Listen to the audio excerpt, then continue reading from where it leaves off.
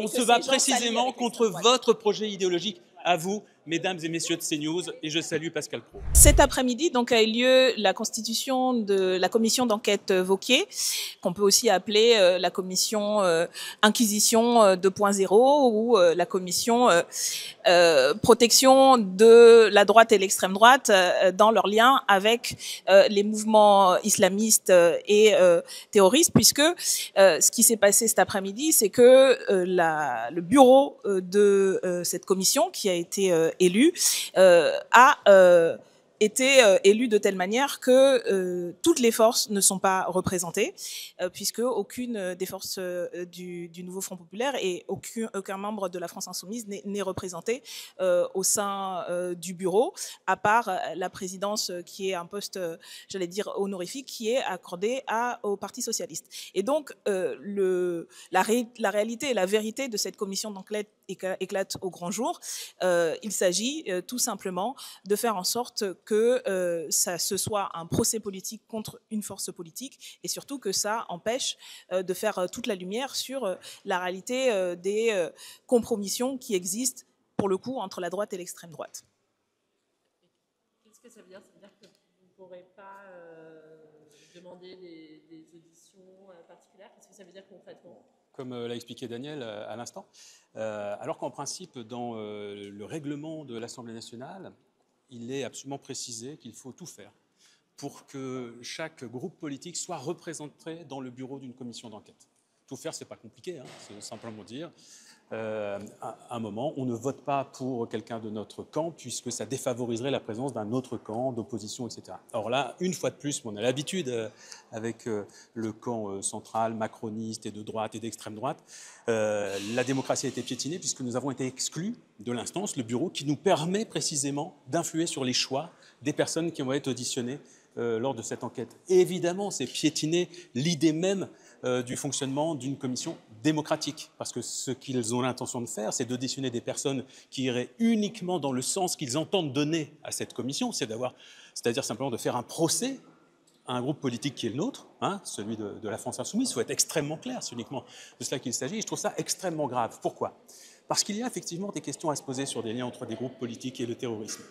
Il y a des liens à se poser notamment entre le Rassemblement national, le Front national et le terrorisme. Il y en a beaucoup.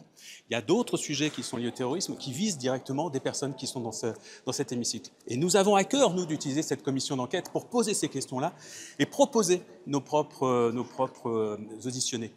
Et là, effectivement, on constate que ça démarre très très mal puisque tout va être fait pour nous bâillonner. Et concrètement, comment ça s'est passé? Il y a eu un vote, vous aviez des candidats et ils n'ont pas voté pour vos candidats?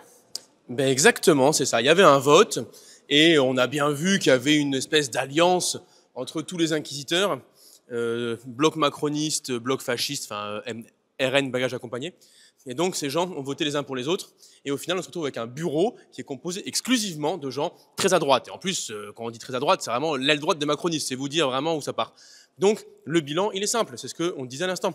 C'est une commission qui servira à protéger certains.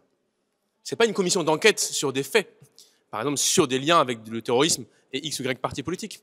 C'est une commission qui sert à empêcher qu'on examine les liens historiques entre l'extrême droite française et le terrorisme. Ça remonte à l'OAS, le service d'action civique, jusqu'au, de manière plus récente dans l'actualité, les meurtres terroristes d'extrême droite qui ont défrayé récemment, la collaboration de Lafarge avec Daesh en Syrie, Monsieur Herman qui a fourni des armes à des mouvements terroristes en France dans le cadre d'attentats, etc., etc. Il y a des liens entre la mouvance identitaire, la mouvance néo-nazie et le terrorisme, notamment islamiste, mais pas que. Et ces liens seront mis sous le boisseau et seront dissimulés. C'est ça le sens de cette opération politique, c'est la protection et la grande blanchisseuse et nettoyage de l'extrême droite face aux actes violents qu'elle commet.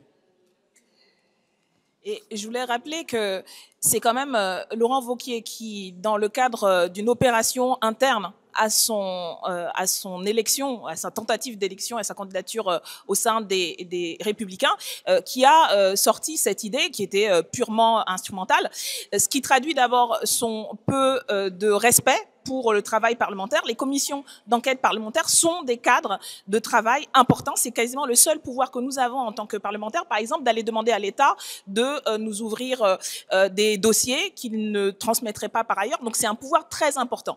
Monsieur Wauquiez a choisi de l'instrumentaliser pour ses magouilles internes, ce qui est déjà l'expression de son mépris de la démocratie. Ça a été rejeté une première fois parce que une majorité des membres de l'Assemblée considérait à raison que ce n'était pas sérieux, que ça ne respectait pas le cadre des commissions d'enquête. Il a fallu la mobilisation des macronistes, puisque c'est eux qui se sont mobilisés pour voter une deuxième fois en faveur de cette commission d'enquête. Et on voit là qu'ils se sont à nouveau coalisés avec l'extrême droite pour faire en sorte de transformer effectivement cette commission d'enquête, de dévoyer l'objet d'une commission d'enquête et en faire un procès politique et une grande blanchisseuse des véritables liens. Et cela ne nous empêchera pas, je tiens à le dire et à prévenir les uns et les autres, quelles que soient les manœuvres et les magouilles qu'ils essaient de mettre en place, cela ne nous empêchera pas, nous, de continuer à proposer et de faire en sorte que effectivement cette commission serve au moins à faire le travail nécessaire de clarification des liens existants. Et nous proposerons, et nous vous inviterons par ailleurs, vous, les médias et la presse, qui seraient, je suis sûre, très attentifs à ces débats, à relayer aussi ces demandes d'audition sur tout un ensemble de personnages politiques et économiques qu'il faudra auditionner à l'Assemblée. Et nous ferons en sorte que ce soit su à chaque fois qu'il y aura un refus de la part du bureau et des membres macronistes et fascistes de cette commission d'enquête qui refusent effectivement qu'on aille au bout. Madame la députée, pourquoi au début, on a l'impression que ça visait directement la France Insoumise. Alors, est-ce que vous répondez à ces accusations? Pourquoi votre... Vas-y. Bah, CNews, c'est marrant que vous posiez la question. Je sais pas, moi je pose la question, pourquoi vous nous visez tout le temps? Bah, je sais pas, moi, poser la question à vos rédacteurs en chef. Bah non, mais explique. Peut-être parce qu'il y a un projet idéologique derrière votre chaîne. Oui, mais pourquoi on vous vise? Alors pourquoi? Bah, je sais pas, non mais interrogez-vous. Pourquoi CNews, qui a un projet idéologique d'extrême droite, diffuse des fake news, vise des antifascistes et vise constamment le groupe de la France Insoumise et ses représentants en diffusant des fake news, en calomniant, en insultant et en prétendant faire du journalisme? Pourquoi? Moi, je parle de vous. Mais parce que c'est le même phénomène. D'ailleurs, les amis de M. Wauquiez, ils ont leur rond de serviette chez vous. Le RN a son rond de serviette chez vous. Alors, vous pouvez jouer la naïveté aujourd'hui, mais on nous vise parce qu'on est des antifascistes, on est des antiracistes, on est des démocrates et on se bat précisément contre votre projet idéologique à vous, mesdames et messieurs de CNews, et je salue Pascal Praud. Oui, nous avons proposé une candidature, mais la présidence, à la rigueur, j'allais dire, c'est voilà, une fonction honorifique. C'est le rapporteur, en vérité, LR, qui a la main. Je ne doute pas que la collègue Pantel fera tout ce qu'elle pourra pour assurer, et elle a d'ailleurs exprimé ses regrets à plusieurs reprises tout au fil des votes sur le fait qu'il y avait très clairement une exclusion programmée, organisée, à chaque fois que nous avons présenté des candidatures, et d'ailleurs pas simplement les nôtres. À chaque fois, nous avons présenté, par exemple, la candidature d'une collègue écologiste qui a aussi été balayée de la main, ensuite la candidature d'un collègue de Lyotte qui a aussi été balayée. Donc vous voyez que ce n'était même pas une attitude de notre part uniquement centrée sur nous, c'était vraiment une volonté qu'il y ait une représentativité respectueuse des cadres des commissions d'enquête traditionnelles. Et la présidente a, à plusieurs reprises, regretté que ce ne soit pas le cas. Donc, je pense que nous aurons au moins cette présidence pour essayer, tenter, mais étant donné la majorité qui s'est constituée et la coalition, justement, de compromission qui s'est constituée, ce sera très difficile que cette commission d'enquête serve véritablement à autre chose que de l'instrumentalisation politicienne.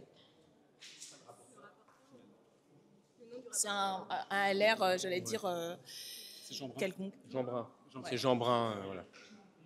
Le bien nommé, n'est-ce pas? Je terminerai juste avec un petit mot, si je peux me permettre, c'est que malgré toutes les déficiences de cette commission d'enquête telle qu'elle a été installée, et ce n'est même plus des déficiences, c'est vraiment des manquements très graves à la démocratie, nous, on sera extrêmement présents pendant cette commission d'enquête pour essayer de débunker les mensonges qui pourront être proférés par les uns, par les autres, pour être très attentifs au choix des personnes auditionnées, dont nous sommes déjà persuadés qu'il y aura des gens qui viendront avec des biais extrêmement précis, des personnes qui seront présentées comme des chercheurs, mais dont les travaux sont controversés et sont mis en cause par d'autres chercheurs qui, on en est sûr, ne seront pas sollicités pour être auditionnés. Nous, on sera là pour s'assurer d'un minimum quand même d'expression de la démocratie et faire un peu tomber les masques et révéler des vérités. On utilisera tous les interstices dont nous disposerons.